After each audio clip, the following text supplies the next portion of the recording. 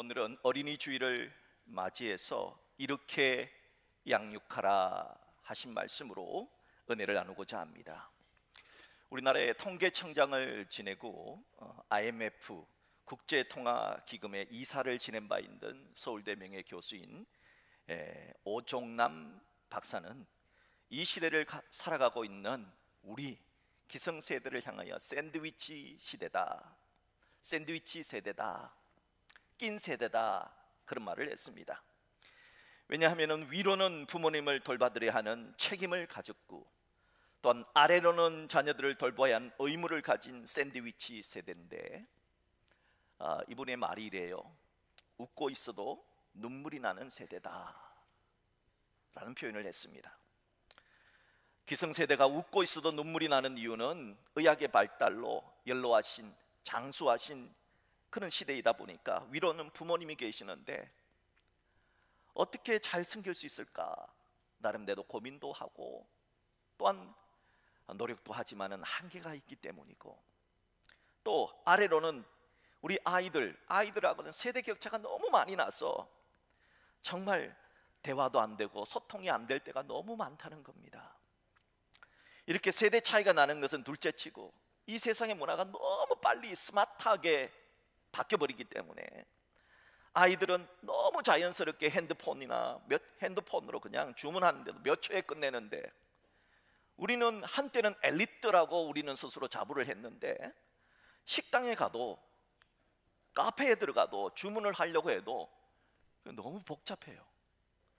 그래서 한참 공부를 해야 돼요. 그러다 보니까 머뭇머뭇 하다 보니까 정말 웃고 있어도 눈물이 날 수밖에 없는 현실입니다. 언젠가 고속도로를 갔는데 휴게소에서 이제 주문도 휴게소도 보니까 주문도 키오스크로 해요. 또 했는데 커피를 받으러 갔는데 커피 만드는 사람이 아니라 로봇이 만들어 가지고 쫙 주더라고요. 그래서 그거 보는 시간 웃음이 나면서 왠지 뭔가 모르는 뭔가 짠한 그런 느낌이 들더라고요. 이게 바로 우리들의 시대다 하는 겁니다.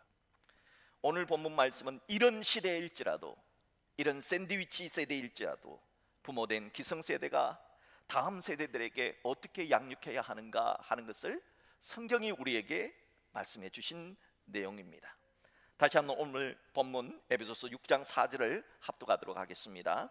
또 아비들아, 너희 자녀를 노엽게 하지 말고 오직 주의 교양과 훈계로 양육하라. 오늘 본문은 우리에게 두 가지 양육을 말씀하고 있습니다. 첫째, 에베소서 6장 4절이 말씀하는 양육은 다음 세대를 노엽게 하지 않는 양육을 하라, 그런 교육을 하라 하십니다. 아니, 자녀가 부모를 노엽게 하지 말라 하는 말은 이해가 돼요. 그런데 부모가 자녀를 노엽게 하지 말라는 말씀 도대체 무슨 뜻일까요? 오늘 본문에 나오는 노엽게 한다라고 하는 헬라어는 파로르기조인데 상대방을 약오르게 하는 거예요. 경록케 한다는 뜻이에요. 인격적으로 무시해서 낙심케 만드는 행위를 계속해서 반복적으로 하는 것을 뜻합니다. 이걸 하지 말라는 겁니다. 그렇다면 부모된 기성세대들이 어떻게 다음 세대들을 경록케 하는 걸까요? 어떨 때 아이들이 경로하는 걸까요? 먼저 부모된 기성세대들의 말과 행동이 다를 때 자녀들은 분노한다고 합니다. 이 세상에 태어난 아이들은 아버지를 하나님 아버지로 생각합니다. 그런데 하나님처럼 생각하는 그 아버지가 말은 이렇게 하고 행동은 저렇게 하면 아이들이 낙심하고 마음속에 분노가 일어나게 된다는 거예요. 한 초등학교 교장 선생님이 어느 잡지에 이런 내용의 글을 기고했습니다. 초등학교 5학년 된 아이가 교장 선생님 앞을 지나가면서 뭔가 말하려고 움찔움찔하니까 교장 선생님이 너 나한테 무슨 할 말이 있구나, 말해보렴 했더니, 선생님, 교장 선생님, 저는 지금 다 자란 사람인가요? 아니면 아직도 어린애인가요? 이렇게 묻는 거예요. 너 왜 그런 질문을 하냐 물었더니, 저의 부모님은요, 제가 뭘 잘못했을 때는 네가 애기냐? 다 큰 놈이? 그렇게 분명히 다 컸다고 말했는데, 그러다가 집에 무슨 일이 있어서 회의를 할 때 아빠 제가 이렇게 하면 좋겠어 의견을 내놓으면 조그만 게 어디 끼려고 하면서 넌 가서 공부나 해 하고 쫓아버리거든요. 그러니 제가 다 잘한 사람일까요? 아직도 어린애일까요? 그 아이를 말을 들은 교장 선생님은 사회 선생님하고 같이 연구를 하면서 그의 아이의 반에 들어가서 사회 수업 시간에 토론하는 주제를 가졌다고 합니다. 아이들에게 첫 번째 1번 나는 다 자랐다고 생각하는 사람 손 들어보세요. 2번 나는 아직 어린애라고 생각하는 사람 손 들어보세요. 3번 나는 아직 어린애인지 다 자랐는지 모르겠다는 사람 한번 손 들어보세요. 아이들 3번이 거의 대다수가 다 손을 들었다는 거예요. 대부분의 아이들의 부모님은 아이들이 잘못했을 때 공부한다고 나무랄 때는 다 잘한 녀석이라고 말을 한다고 그래요.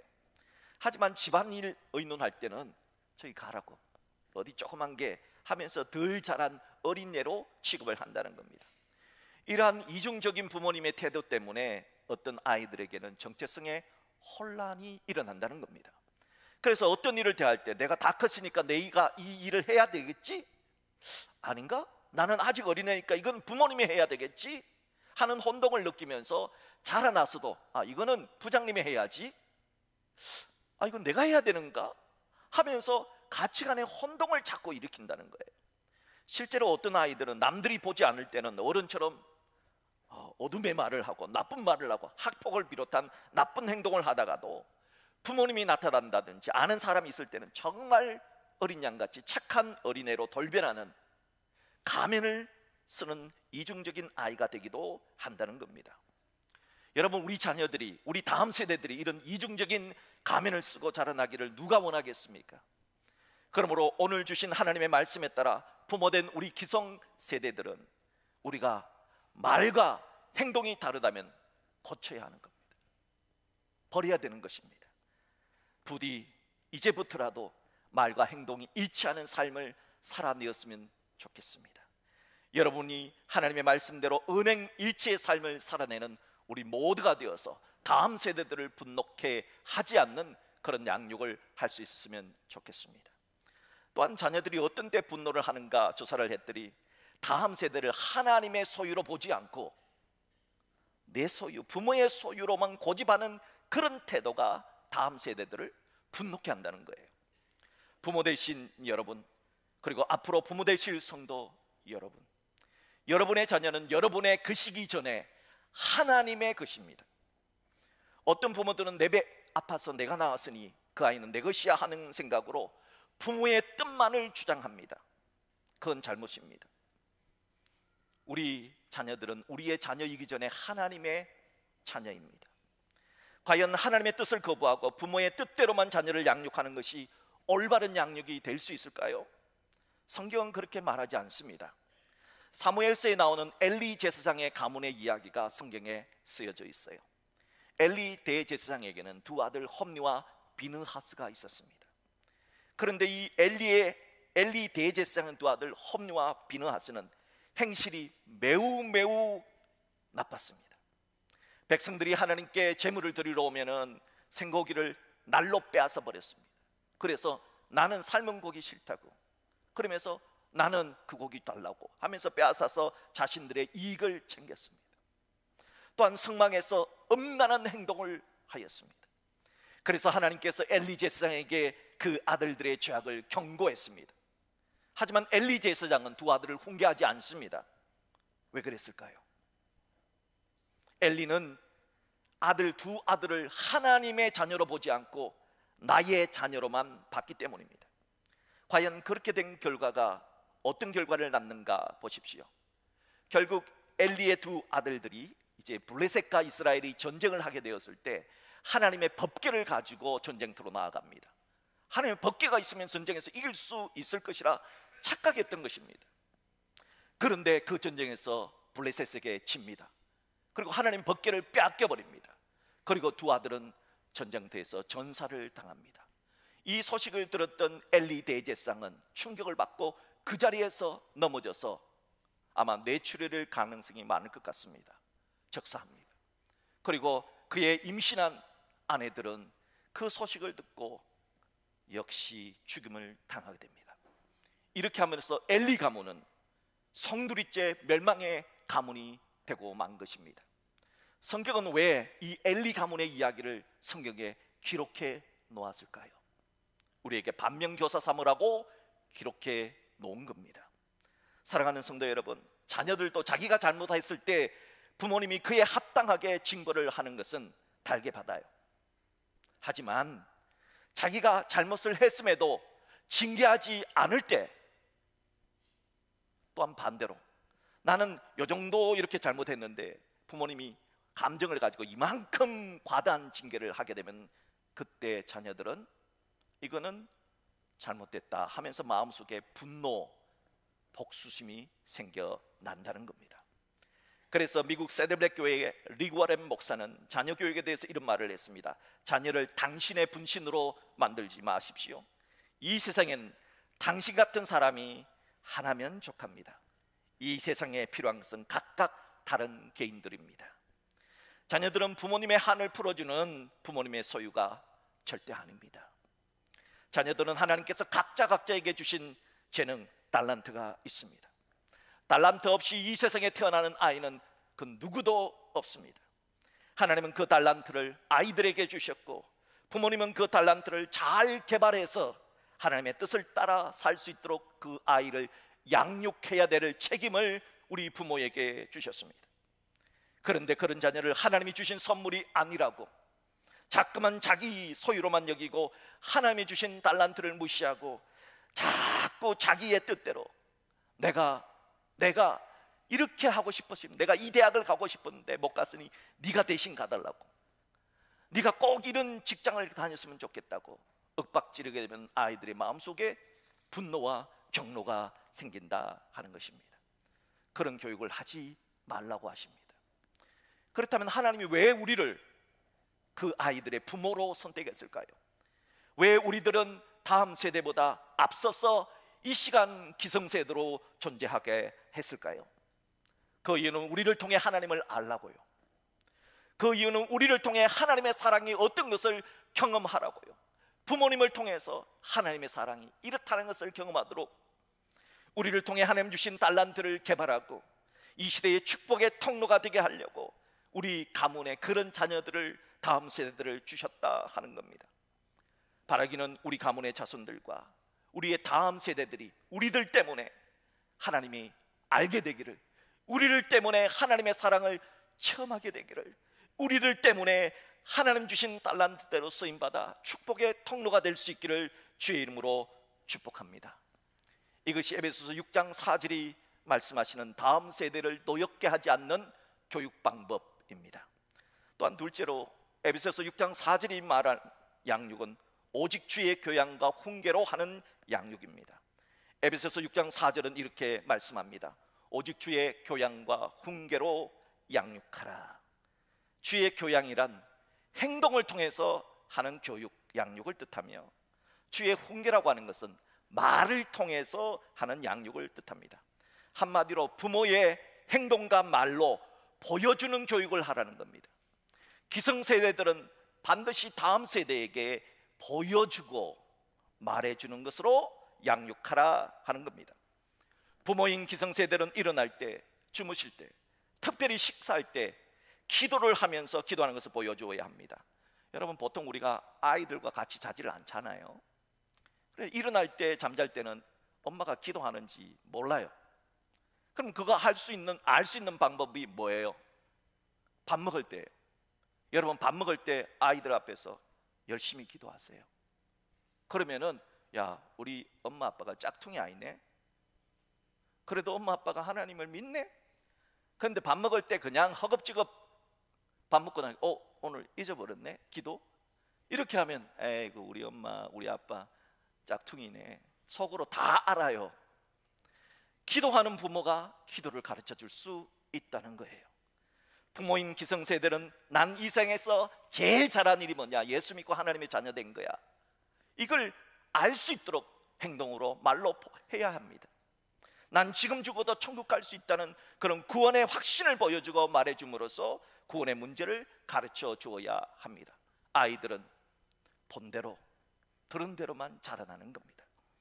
부모인 기성세대는 자신의 수입에서 가장 먼저 하나님의 것을 구별해서 헌금하는 그런 아름다운 행동을 보여주면서 헌금 생활을 가르쳐 주어야 합니다. 그래야 하나님의 헌금에 손대지 않는 겁니다. 부모인 기성세대는 성경을 읽으면서 말씀의 소중성을 가르쳐 주어야 합니다. 여러분, 어린이에게서 가장 좋은 언어 훈련 가운데 하나가 뭔지 아십니까? 성경 암송이에요. 여러분, 성경에 있는 단어들은 굉장히 고급진 단어입니다. 이런 말로 우리의 말을 바꾸어 나간다면 얼마나 우리의 언어 생활이 풍성해지겠습니까? 제가 어떤 가정에서 추도 예배를 드리러 갔는데 그 가정에 한 20명 정도가 모였어요. 추도 예배 드린다. 할아버지부터 조카까지. 그런데 그분이 이런 얘기를 합니다. 우리 가문은 시편 23편을 늘 암송합니다. 예배 드리기 전에 우리 먼저 시편 23편을 우리 암송하겠습니다 하면서 시편 23편을 여호와는 나의 목자시니 하며 쫙 암송을 하더라고요. 그 끝난 줄 아는데 이번엔 영어로 전부 다 애부터 어르신까지 영어로 쫙 시편 23편을 암송하는 거예요. 그걸 보면서 와 멋있다. 저도 모르게 와 멋있다 하는 말이 나오더라고요. 여러분, 여러분의 가문이라고 그렇게 못할 리가 없지 않습니까? 저는 여러분들이 우리 예배 시간에 늘 성경 한 구절씩 암송하잖아요. 이달의 암송 성경 구절을 통해서 온 가족이 우리 교회학교 유치부부터 우리 장년부에 이르기까지 다 이 암송을 했으면 좋겠습니다. 그리고 집에서 늘 그 말씀을 같이 엎조린다면 공감대가 형성이 되잖아요. 우리가 이번 달에 시편 119편 105절을 암송하잖아요.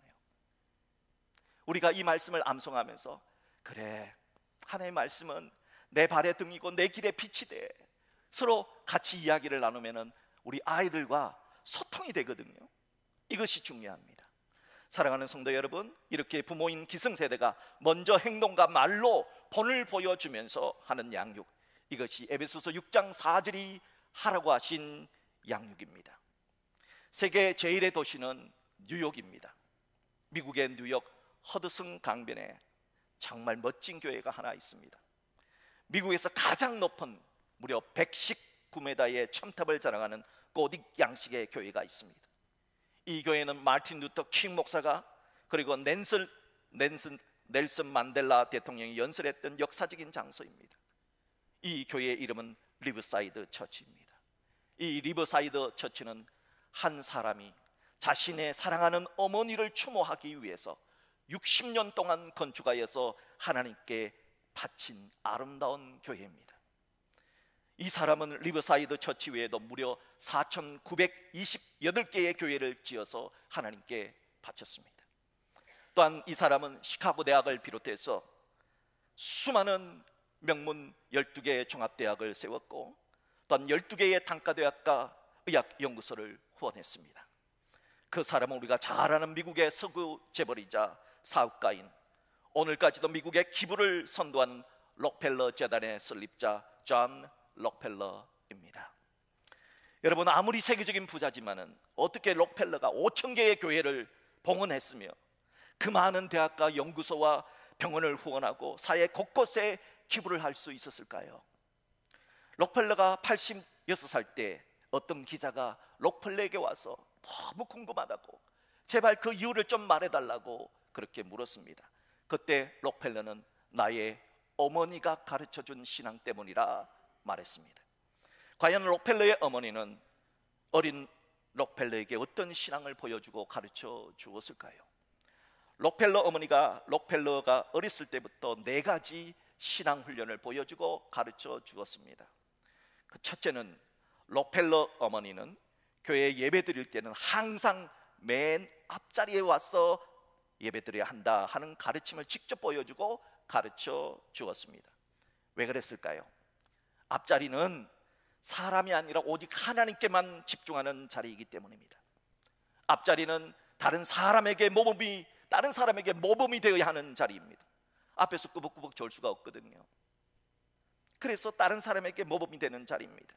그래서 록펠러는 어머니가 보여주고 가르쳐 주신 말씀대로 늘 평생을 예배 드릴 때 하늘나라 가는 그날까지 항상 앞자리에서 예배를 드렸다 합니다. 제가 이렇게 이제 얘기를 하면은, 야, 목사님이 자신이 하고 싶은 말을 우리한테 하시는구나. 오해하지 마세요. 록펠러 어머니가 그렇게 한 거예요. 그러니까 두 번째도 마찬가지입니다. 둘째, 록펠러 어머니는 11조는 반드시 해야 한다는 철저한 11조 훈련을 직접 보여주고 가르쳐 주었습니다. 록펠러는 6살 때부터 11조를 생활을 하기 시작했대요. 록펠러 어머니가 6살 때 록펠러가 매주 20센트의 용돈을 줬답니다. 우리나라 돈으로 280원이죠. 280원의 용돈을 주면서 28원을 떼어넣어서 하나님께 11조를 드려야 한다 하면서 28원 11조부터 시작해서 그는 무려 죽기 전에는 수십억의 11조를 하게 되었다 합니다. 록펠러의 어린 시절 그의 집은 참으로 가난했답니다. 그래서 어린 록펠러는 신문팔이, 구두닦기, 껌팔이를 했습니다. 그럴 때도 꼭 11조는 따로 떼어서 오른쪽 호주머니는 언제나 11조 호주머니, 나머지 왼쪽은 언제나 나머지 10의 꿀을 그렇게 따로 떼어 두었다 합니다. 죽는 그날까지 록펠러는 단 한 번도 11조를 거스른 적이 없는 삶을 살았습니다. 여러분 한번 생각해 보세요. 28원 11조는 쉽게 할 수 있어요. 그러나 11조를 28억 한다고 생각해 보세요. 쉬울까요? 쉽지 않습니다. 어려서부터 신앙 습관이 되었기 때문에 했던 거예요. 셋째로, 록펠러의 어머니는 어떤 일이 있어도 말씀을 전하는 목사님과 화목하게 지내야 한다 하는 것을 직접 보여주고 가르쳐 주었습니다. 왜냐하면 말씀을 전하는 목사님과 갈등을 겪기 시작하면 제일 손해보는 것이 바로 너라. 그분이 선포하는 모든 말씀이 은혜가 되지 않으면, 하나님의 말씀을 통해서 은혜를 받아야 하는데, 하나님의 말씀을 통해서 축복을 받아야 되는데, 말씀을 전파하는 목사님과 갈등을 빚으면 너는 하나님의 은혜를 받지 못한다. 그러니까 록펠러야, 너는 하나님의 말씀을 선포하는 목사님과 좋은 사이를 가져야 한다. 그래서 록펠러는 어머니가 가르쳐준 말씀대로 목사님과, 말씀을 전하는 목사님과 언제나 좋은 관계를 맺어나갔다 합니다. 마지막 네 번째, 록펠러 어머니는 할 수 있으면 성전 건축을 하라 가르쳐 주었습니다. 어머니는 어린 록펠러에게, 록펠러야, 내가 부자가 되고 싶으냐? 그러면은 그만큼 내가 세계에서 제일 좋은 아름다운 교회를 지어서 하나님께 바쳐봐라. 하나님이 너에게 복을 주실 거야 라고 말했답니다. 어린 록펠러는 이런 어머니의 가르침 때문에 어머니를 생각하면서 뉴욕 허든슨 강변에 미국에서 가장 높고 웅장한 리버사이드 처치를 건축해서 지금도 매주 4,000명 이상이 예배를 드리는 교회가 되었습니다. 그리고 록펠러는 사업이 날로 성장할 때마다 록펠러에게는 한 가지 독특한 원칙이 있었답니다. 록펠러는 정말 세계적인 기부를 많이 했거든요. 그런데 종합대학을, 시카고 대학을 지어서 바치기 전에는 교회를 먼저 지어서 하나님께 바치고 또 이 도네이션을 한 거예요. 도네이션 하기 전에는 항상 교회를 하나씩 먼저 건축해서 하나님께 바쳤다는 겁니다. 그러니까 연구소를 하나 짓기 전에 먼저 교회를 지어서 하나님께 바치고, 이렇게 했기 때문에 무려 4,982개의 교회를, 한 사람이 어떻게 이렇게 많은 교회를 세웠을까? 정말 두 눈을 의심케 하는 그런 놀라운 하나님의 놀라운 은혜를 받았다 하는 겁니다. 이 네 가지 어머니의 가르침이 록펠러가 평생 지켜왔던 어머니로부터 물려받은 신앙 유산이요, 이러한 신앙 위에 록펠러의 번영이 있었노라, 그렇게 기자에게 말해 주었다 합니다. 사랑하는 성도 여러분, 우리들의 자녀손들 중에서, 우리 다음 세대 중에서 이런 믿음의 사람이 양육되기를 원치 않습니까? 그렇다면 오늘 들려주신 말씀에 귀를 기울이십시오. 아비들아, 너희 자녀를 노엽게 하지 말고 주의 교훈과 훈계로 양육하라. 이 하나님의 말씀대로 우리들의 후손들과 다음 세대를 가르치고 양육할 수 있게 되기를 주의 이름으로 축복합니다. 그래야 하나님의 예배에 놓으신 복을 누리는 여러분의 가문이 되고, 여러분의 가문이 정말 믿음의 명문 가문이 될 수 있기를 주님의 이름으로 축복합니다.